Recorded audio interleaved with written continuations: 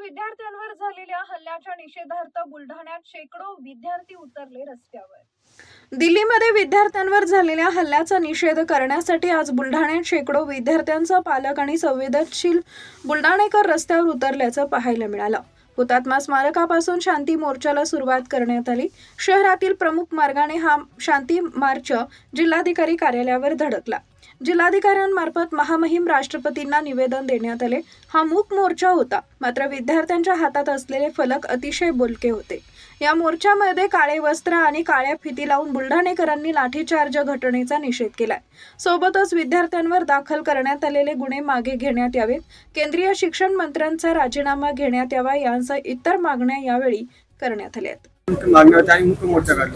मागण्या या होत्या की सगळ्या मुलांना 11वी 12वी व त्यांनी नीट दिली, त्यांच्यावर अन्याय झाला, लाठीचार्ज होऊन पोलिसांनी त्यांना खूप मारण्यात आलं। त्यांचं फक्त एवढंच म्हणणं होतं की एज्युकेशन आपल्याला चांगलं भेटलं पाहिजे, पण पोलिसांनी लाठ्यांनी त्यांना खूप मारलं व त्यांच्या मागण्या याच होत्या की नीट पेपर फुटी आता पुढच्या वेळेस धर्मेंद्र प्रधानांनी डिझाईन केलं पाहिजे व नीट फुटी पेपर आता फुटला नाही पाहिजे।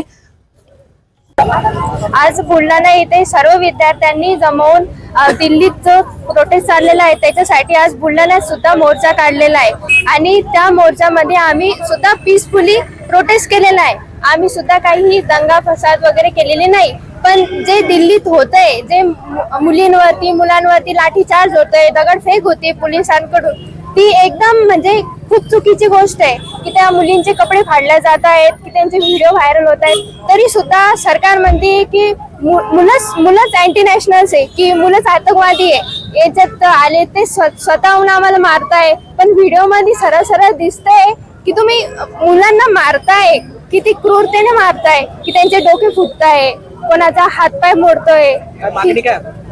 मागणी एवढीच की स्टुडंटचं म्हणणं तुम्ही एकदा ऐकून घ्या शांतपणे, आणि शिक्षण मंत्र्यांचा ते राजीनामा मागताय ना, तर तुम्ही त्या गोष्टीसाठी काहीतरी प्रतिक्रिया तरी द्या की त्यांना काय हवंय ते तरी विचारा शांततेने। आज आपण इथे कशासाठी जमलो आहे हे सर्वांना माहित आहे।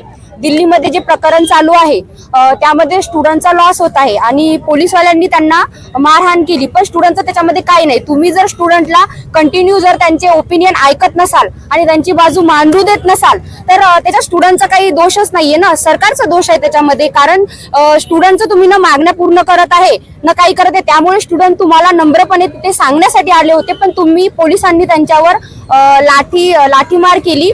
त्याचबरोबर त्या लाठीमार मध्ये खिळे होते आणि त्यामध्ये मुली पण होत्या, वुमन्स होत्या, पण मुलींना कसं मारावं हे पण तुम्हाला कळालं नाही। मुलींचे कपडे फाडण्यात आले, त्याचबरोबर त्या लाठीमारमुळे मुलींवर वेगवेगळ्या प्रकारचे अत्याचार करण्यात आले। हे सर्व चुकीचं आहे, कारण सरकारने हे थांबवायला पाहिजे आणि आमची फक्त एकच प्रोसेस आहे की तुम्ही आमच्या मागण्या स्वीकार कराव्या आणि आम्हाला न्याय द्यावे, बस।